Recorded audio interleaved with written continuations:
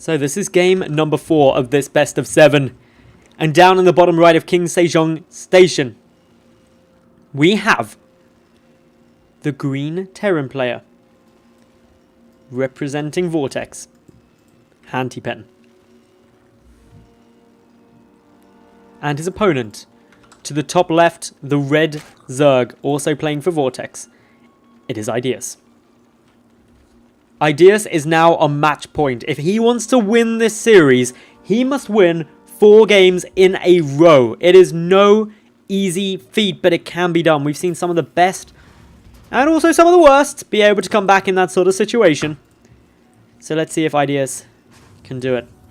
Hantypen, on the other hand, he's got to get 1 win. And I've got to be honest, he deserves some serious credit for the fact that he's not going for an 11-11 2-racks.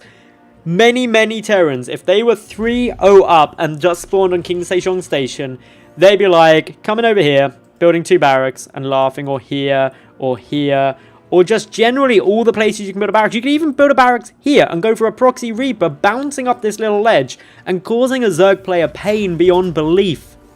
You seriously can. Can you tell that I've played Zerg quite a bit on this map, and it makes me sad all the ways you can be cheesed? It does. Really hurts.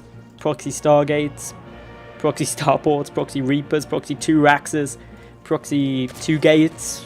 Okay, not as often. But still, it can happen. It can happen and it can hurt. Anyway, racks coming on through. Still just looking here for things that are going all good. Hatch coming down, so this is not a hatch first. Ideaus has been really against going hatchery first, and I really should ask him why he chooses not to do that, because it is usually the most common way you'll open up against Terran. 15 hatch, 16 pull. Still though, Overlord coming on in, gonna get shot at a bit, frantically running for this nice little tower. Can hide up there, out of vision range. We'll see the command center coming down though, and that will act as a nice little bit of relief that that's down so soon. It's a gasless opening from Hantypen, by the way, so he's not going to be going for a Reaper. Ideaus adding in a gas though, so he is going to be getting some gas out nice and early, probably just for speed.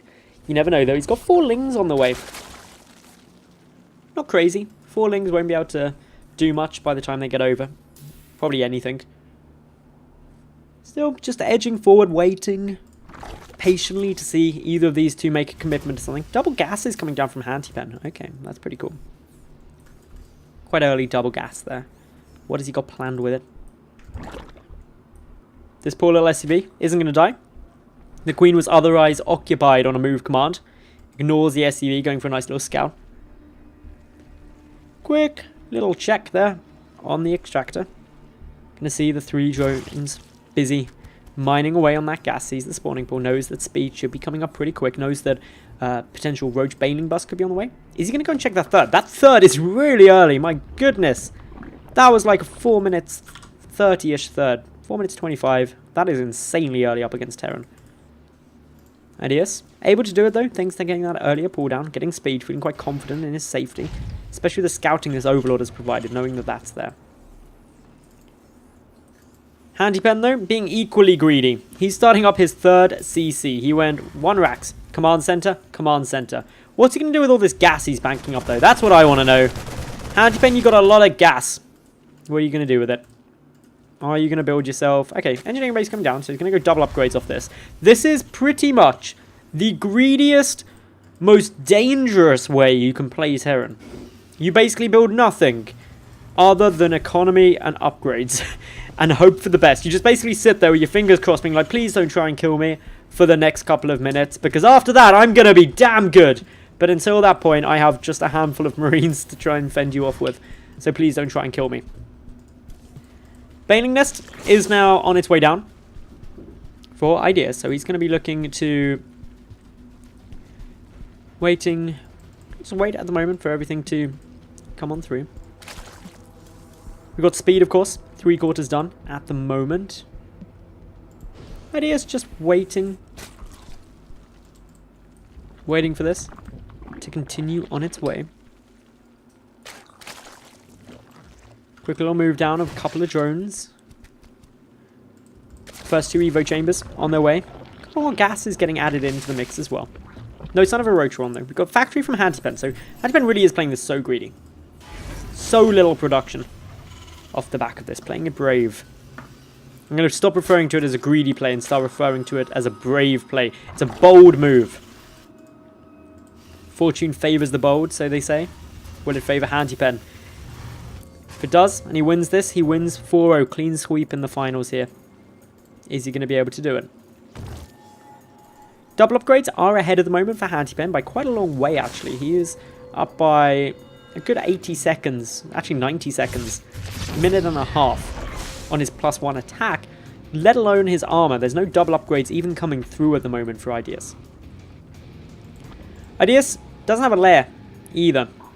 Despite having quite a bit of gas, I'd like to see the lair started up pretty soon, otherwise he is going to start falling behind. And there we go, right on cue. Boom, lair timing on its way out. Bit more production now ramping into the mix now for our Terran, adding in a lot more barracks, adding in that starport. He's ramping it up.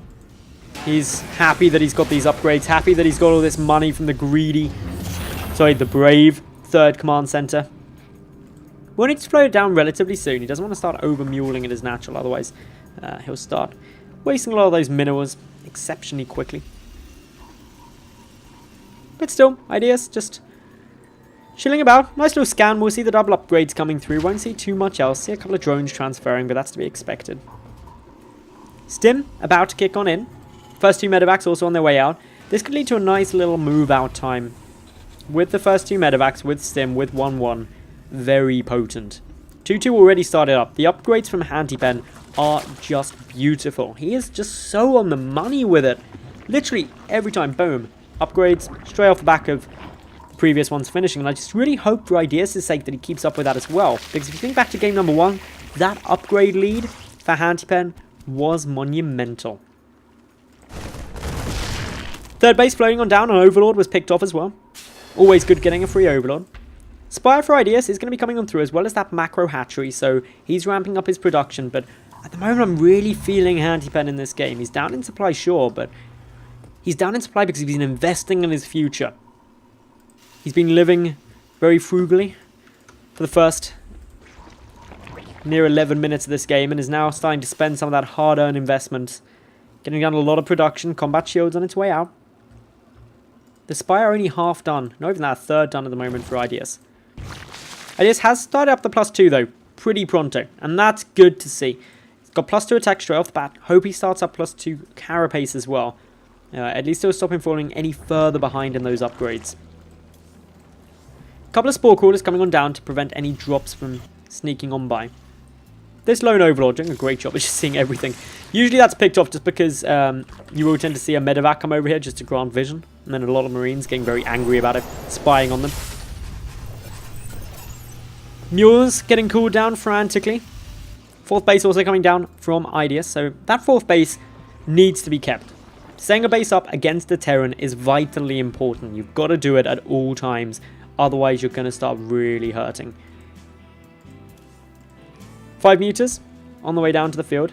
I like the fact there's a little bit of static defense coming in. At the real top levels of play, you don't see that much static defense in terms of defending these drops and stuff, because it's an investment that can't really be used other than defending drops. And at the real top level of play, their reactions and their planning is just enough that they can defend them just through great scouting and stuff. But at lower levels of play, putting down 200 minerals on a static defense to make sure your Spire doesn't instantly die, that's a worthwhile investment. It's 200 minerals that could mean you don't lose outright, and that's always good. Waiting now to see when the first engagement will come. The Mutalisk flock is certainly starting to rise in numbers, going to go up to 14 once these 4 pop on out.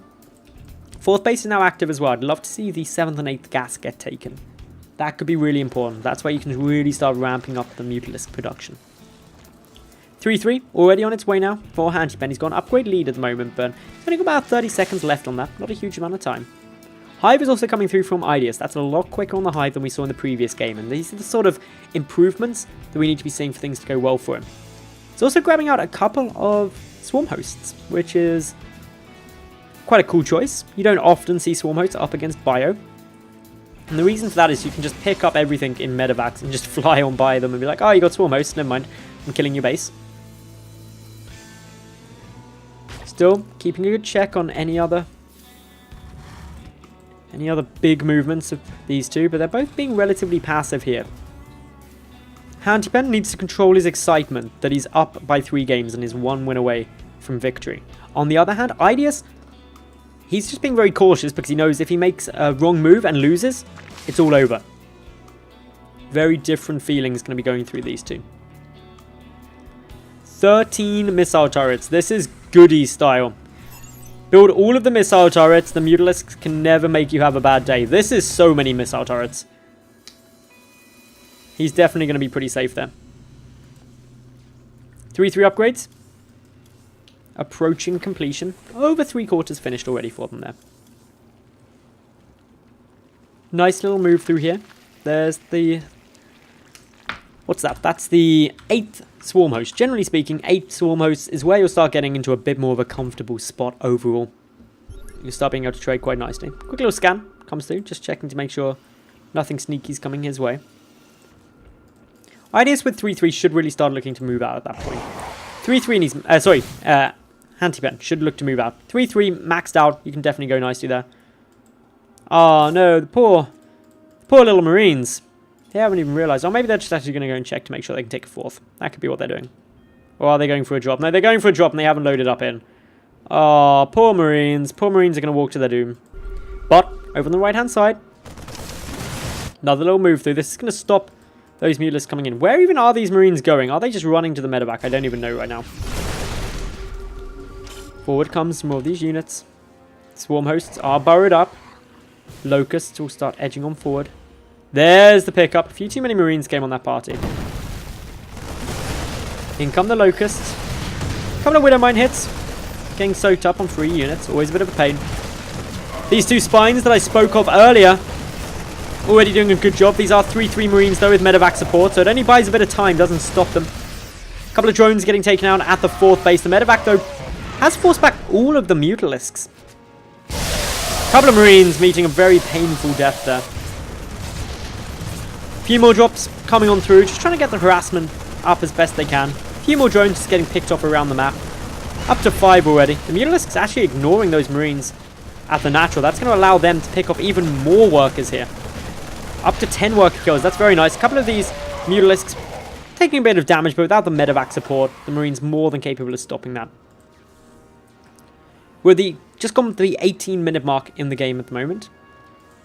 3-3 hasn't yet been started for Ideaus. That means he's down in upgrades for at least another nearly 4 minutes if he starts them right now. But he's trading okay. These Locusts, of course, are free and they're slowly chipping away at everything. Triple factory production started, so that's going to allow a good number of siege tanks to come on out. That could be very helpful up against Swarm Hosts, although there's not much of a commitment to it. And with the Ultralisks coming on through, that's where you can start running into some problems. Because those Ultras can suddenly overpower, and that's what Ideaus is hoping for. Hantypen, he's got a decent amount of bank at the moment. These 4 Marines who are diligently working away on that debris have finally broken through. They can take down a lot more workers. This is going to go up to potentially 20 worker kills here. Hantypen up 70 workers to 55. Though hasn't yet secured up his 4th base despite having the orbit commander. Couple more drops loading on up. What's the Marauder count at? Because, of course, only 4 Marauders up against 6 Ultralisks. They have now been seen. Marauder production getting ramped up. Marauders really strong up against Ultralisks. Locusts edging on forward. 7 Swarm Hosts worth of Locusts. Isn't absolutely terrifying. The infantry should be able to stop that off. Moving forward with most of this, the Locusts just getting picked off. A couple of SCVs coming over to build more orbital commands as well. Widowmines are unfortunately going to take quite a bit of damage. A couple of shots coming through.